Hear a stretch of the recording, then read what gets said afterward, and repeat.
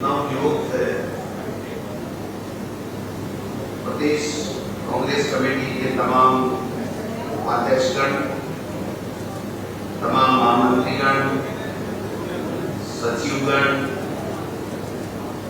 जिलाध्यक्षगण, नए जिलाध्यक्ष जी और जो हमारे पहले से चल रही कंटिन्यू उन तमाम जिलाध्यक्षों, 2 जिलों को छोड़कर के तमाम सभी जिलाध्यक्ष नियुक्त हो गए हैं। मैं आज की इस बैठक में सबसे पहले हमारे प्रभारी आदरणीय सुखजिंदर रंधावा साहब का और हमारे सह प्रभारी श्री वीरेंद्र जी राठौड़ साहब, काजी निजामुद्दीन जी और अमृता धवन जी का हम सबकी ओर से, पूरे प्रदेश कार्यकारिणी की ओर से इनका बहुत बहुत हार्दिक स्वागत, उनका अभिनंदन। और हम सबकी ओर से आपको भी बहुत बहुत बधाई, आपको बहुत बहुत शुभकामनाएं कि आपको पार्टी आला कमान ने प्रदेश की और जिलों की एक बहुत बड़ी जिम्मेदारी दी है। आदरणीय खड़गे साहब और राहुल गांधी जी ने और के.सी. वेणुगोपाल जी ने, रंधावा साहब और हमारे सह प्रभारियों की और हम सबसे चर्चा करके, तमाम राजस्थान के तमाम सीनियर पॉलिटिशियन से चर्चा करके आप सब लोगों के ऊपर पूरी कांग्रेस संगठन को चलाने का, कांग्रेस की दोबारा सत्ता लाने का जिम्मा दिया गया है। ये बहुत ही बड़ी खुशी की बात है। हम पार्टी आला कमान का भी और इन तमाम नेताओं का जिन्होंने सुझाव देकर के आपका चयन किया है, उनका भी मैं प्रदेश कांग्रेस कमेटी की इस बैठक में उनका भी बहुत बहुत आभार और धन्यवाद करना चाहता हूँ। आप सबको पता है कि चुनावी साल है और चुनावी साल में 4 महीने बाकी बचे हैं, कोई ज्यादा समय नहीं बचा। इसलिए आपकी भूमिका इन 4-5 महीनों के लिए और ज्यादा बहुत महत्वपूर्ण हो जाती है, क्योंकि हमारी मेहनत के कारण से ही फिर से सरकार बन पाएगी और पूरी तरीके से पार्टी के प्रति हमारा समर्पण होगा। तेरा मेरा नहीं होगा, 1 मिनट भी फुर्सत नहीं लेनी है और सबको मिलकर के कैसे कांग्रेस की दोबारा सरकार बने, इस मिशन के मोड में अगर हम लगेंगे तब जाकर के हमें सफलता मिलेगी। कि जब भी आप हमारे एमएलए साहिबान के पास जाओगे तो एक ही जवाब मिलेगा, सोच के बताऊंगा। और जिसने 2 चुनाव लड़ लिए, 4 लड़ लिए, 5 लड़ लिए, 7 लड़ लिए, अगर वो सोच के नाम बताएगा और उस दिन नहीं बता पाता है तो इसका मतलब है कि वो इस लफड़े में नहीं पड़ना चाहता कि मैं किसको राजी करूं और किसको नाराज करूं। वो काम हम संगठन के लोगों को करना पड़ेगा। आपको संगठन चलाना है, जिला आपको चलाना है, जिम्मेदारी आपके ऊपर है। इसलिए नम्र निवेदन करते हुए आप उनसे नाम ले लीजिए, उस पर आप विचार कर लीजिए और अगर वो नाम नहीं देते हैं तो आप देख लीजिए कि सहमति वाला और काम करने वाला, कांग्रेस को आगे ले जाने वाला कौन पदाधिकारी बन सकता है, उसको आप पदाधिकारी बना लीजिए। एक जिलाध्यक्ष की ड्यूटी है कि तत्काल जाते ही ब्लॉक कांग्रेस कमेटी और उनकी बैठक को बुलाए और 2-3 दिन के अंदर हम आज आपको शेड्यूल भी दे देंगे, लेकिन 1-2 दिन आगे पीछे हो सकती है, कोई बड़ी बात नहीं है, किसी की कोई मजबूरी हो सकती है। तो जाकर के ब्लॉक कांग्रेस कमेटी के अध्यक्षों को बुलाए और उनसे मंडल की कार्यकारिणी और बूथ की कार्यकारिणी, ग्राम पंचायत इकाई की कार्यकारिणी के बारे में हम जो आज आपको आपके लिटरेचर बाद में भेजेंगे, आपको शाम तक चर्चा करने के बाद में, उसके मुताबिक वो कार्यकारिणी के लिए आप सबको बुला करके एक समय सीमा दे दीजिए कि भैया ये 6, 7, 8 दिन आपके पास में है, इसमें आप कार्यकारिणी बना लीजिए। मेरा कहने का मतलब आप समझ गए होंगे कि हम जिलाध्यक्ष सबसे पहले जिले की मीटिंग बुलाएं, सब नेताओं से मिलें, तत्काल जिले की ब्लॉक के लोगों की मीटिंग बुलाएं, क्योंकि नई कार्यकारिणी नहीं बनेगी तो जिले की कार्यकारिणी को तो आप कैसे बुला पाओगे। लेकिन जो पुराने 13 बने हुए हैं वो जिले की कार्यकारिणी की भी बैठक बुलाएं और उसके साथ साथ प्रमुख नेताओं को। और अब की बार आपने देखा होगा कि जिले की कार्यकारिणी में मंडल अध्यक्षों को भी रखा गया है और आपके जिले के पार्षद हैं वहां के, या जिला पार्षद या नगर परिषद के या मेयर के पार्षद हैं उनको भी, और कोऑपरेटिव के जो जिले के अध्यक्ष हैं उनको भी रखा गया है। आपको जो सूची जारी की गई है उसमें कैटेगरी लिखी हुई है, उस कैटेगरी के तमाम लोगों को अग्रिम संगठनों के जिला अध्यक्षों सहित आपको बुलाना है। ये बार बार इसलिए कहना पड़ रहा है कि हम सब ने देखा है कि गाइडलाइन जारी करते हैं, होती है, ऊपर से भी आती है, हम भी देते हैं, बट उसकी पालना बहुत कम लोग करते हैं और आखिर में जाकर के नाराजगी आती है, हमको नहीं बुलाया, उसको नहीं बुलाया। तो ये बात होने के कारण से फिर संगठन में चुनाव में हमको 4 महीने हैं तो उसमें दिक्कत आएगी। हमारे लिए बूथ प्रेसिडेंट बहुत जरूरी है, फोटो सहित हम आपको फॉर्मेट देंगे, उसमें आप मंडल अध्यक्षों को लगा करके वहां के बूथ प्रेसिडेंट के नाम लेने हैं। वो मंडल अध्यक्ष अपने एमएलए से बात करे, आपकी ड्यूटी नहीं है वहां के जनप्रतिनिधि से बात करने की, आपकी ड्यूटी जिले की कार्यकारिणी बनाने तक सीमित है जिला अध्यक्षों की, कि आप जिले की कार्यकारिणी बनाएं, उसमें तमाम नेताओं की एक बार सहमति ले लें। ब्लॉक और मंडलों में आप ब्लॉक के ऊपर मंडल छोड़ दीजिए और मंडलों के ऊपर आप बूथ की कार्यकारिणी छोड़ दीजिए। अगर हम सब कुछ सेंट्रलाइज करेंगे तो वो काम हम नहीं कर पाएंगे। दूसरा मैं निवेदन करना चाहता हूं कि जितने भी हमारे उपाध्यक्ष हैं, हम पूर्व की भांति उनको संभाग स्तर की जिम्मेदारी देने का हमारा एक मन बन रहा है, बट अंतिम फैसला हम सबकी राय आने के बाद में चर्चा करके हम प्रभारी जी से आपको फैसला देंगे। तो आखिरी में जो 5 मिनट का उद्बोधन होगा उसमें हम बताएंगे कि हम क्या करेंगे, क्योंकि आज ये कहना, अभी से ये कहना ऐसा होगा ऐसा होगा, तो मैं समझता हूं कि सबके विचार समाई जब तक नहीं होंगे नहीं होंगे। हम प्रदेश पदाधिकारियों से ये अपेक्षा करते हैं कि जब भी प्रदेश कांग्रेस कमेटी आपको ये कहे कि आपको जाना है, 101% जाना है, जो नहीं जाएगा माना जाएगा कि वो काम करने का इच्छुक नहीं है। ये सब चीजें देखनी पड़ेंगी। देखो भाई, मैंने तो जो मिला है मेरी स्पष्टवादिता से मिला है, कभी कोई नुकसान होगा तो भोगने के लिए तैयार हूं, लेकिन काम करना पड़ेगा।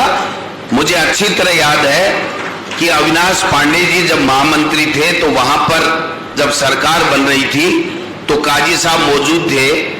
उनके सामने जब पूछा गया, राहुल जी का पहला क्वेश्चन था कि इस राजस्थान में सबसे बेस्ट जिला अध्यक्ष कौन है जो एमएलए जीत करके आया है, तो काजी साहब और अविनाश पांडे जी ने कहा गोविंद डोटासरा। उसी दिन मैं मंत्री बन गया था, उसी दिन मैं मंत्री बन गया था। यानी राहुल जी का पूछने के बाद में नीचे के नेतृत्व सब वैसे भी मेरे को जानते थे, लेकिन राहुल जी के मुंह से ये पूछना और इनके मुंह से ये कहना, ये मान लीजिए कि मेरे लिए इससे बड़ा कोई धन्यवाद कुछ हो नहीं सकता, आला कमान का आशीर्वाद कुछ हो नहीं सकता। क्या बने क्या नहीं बने वो अलग बात है। तो इसलिए जो काम करेगा उसकी रिपोर्टें जाएंगी, इसमें कोई दो राय नहीं है।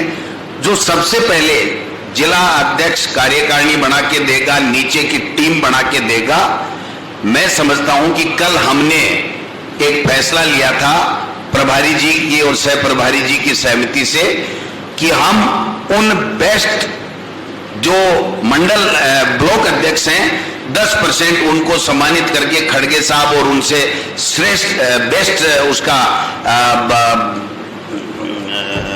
ब्लॉक अध्यक्ष का अवार्ड दिलाएंगे और उनसे मिलाएंगे। उसी तरीके से प्रदेश कार्यकारिणी हो चाहे हमारे जिले के अध्यक्ष हो, 10% कम से कम हम लोग उनको बेस्ट का अवार्ड दे करके और राहुल जी और खड़गे साहब से और तमाम नेताओं से हम मिलाएंगे। ये हमने शुरू किया है कि कम से कम जो अच्छा काम कर रहा है उसको पूरे पार्टी आला कमान की नजर में भी वो बात जानी चाहिए और वहां नोट होनी चाहिए कि ये हमारा बेस्ट पदाधिकारी संगठन के लिए पूरी तरीके से समर्पित है। जो सेक्रेटरीज हमने बनाए हैं बहुत ज्यादा बनाए, सेक्रेटरीज को हम उन 53 विधानसभा क्षेत्रों में 53 सेक्रेटरीज को भेजने का हमने मन बनाया है। फैसला अंतिम प्रभारी जी जैसे करेंगे वो है। वो विधानसभा क्षेत्र, जिस विधानसभा क्षेत्र में 3 बार से कांग्रेस हार रही है, उनको वहां की हम जिम्मेदारी देंगे और वहां से जो मेहनत करके संगठन को मजबूत करके अच्छे लोगों के बारे में, अच्छा जीतने वाले के बारे में प्रभारी जी, सह प्रभारी जी और पार्टी आला कमान को उचित मंच पर फीडबैक देगा और कांग्रेस के लिए वो उपयोगी साबित होगा, तो निश्चित मान के चलिए उसका भविष्य भी उज्जवल है और हमारी कांग्रेस का भविष्य भी उज्जवल है। तो कुल मिलाकर के ज्यादा लंबी चौड़ी बात नहीं, लास्ट में जो फैसले होंगे उनके बारे में आपको बताएंगे। बट आप लोगों से इतना ही आग्रह है कि आपको पद मिला है तो इस पद को सार्थकता आपकी साबित करना, आपका अपनी एग्जिस्टेंस, आपका अपना वजूद, आपका अपना महत्व साबित करना आपके हाथ में है। मैं कहना चाहूंगा कि प्रशांत जी और राजेश जी ये दोनों यहां सेक्रेटरी थे और यहां पर मुख्यालय में काम करते थे।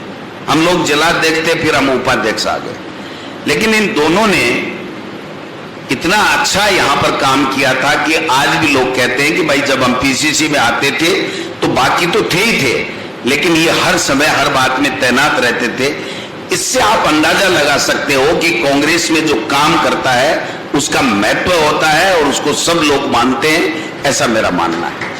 आज समय ज्यादा नहीं है, हमारे सह प्रभारी गण को भी आज जाना है और प्रभारी जी भी आज 1-2 दिन के लिए जाएंगे, लेकिन हमारे सह प्रभारी जहां जहां इनकी इच्छा होगी अपने अपने इलाके में, वो आपको सूचित करते हुए जिलाध्यक्षों को और प्रदेश का जो पदाधिकारी हम लगाएंगे उनको आएंगे और जो टास्क आपको देंगे कि आप इस तरीके की मीटिंग बुलाइए, इन लोगों की मीटिंग बुलाइए, बूथ अध्यक्षों की बुलाइए या मंडल की कार्यकारिणी की बुलाइए, ब्लॉक की कार्यकारिणी बुलाइए या जातिगत कोई हो या लाभार्थी की बात हो, जो भी आपको टास्क दें ये तय करेंगे, हम सब मिलकर के बात कर लेंगे। वो टास्क आपको पूरी करनी है और जो भी रिपोर्ट होगी ये पार्टी आला कमान को अपनी रिपोर्ट देंगे। और आपसे मैं आग्रह करना चाहता हूं कि पीसीसी के मेल के ऊपर आप लोग सबके सब जो भी गतिविधि आप वहां पर कर रहे हो संगठन की, उसकी 101% रिपोर्ट दूसरे दिन भेजना बहुत अनिवार्य है।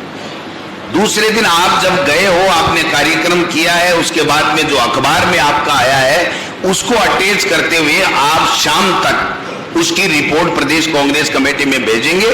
और एक व्हाट्सएप ग्रुप हमने पूरी पीसीसी का भी एक हम लोग बनाएंगे, जिलाध्यक्षों का भी बनाएंगे और अलग अलग जो जोन हमने सह प्रभारी जी के प्रभारी जी ने बांटे हैं उनकी अलग अलग भी हम व्हाट्सएप ग्रुप बनाएंगे।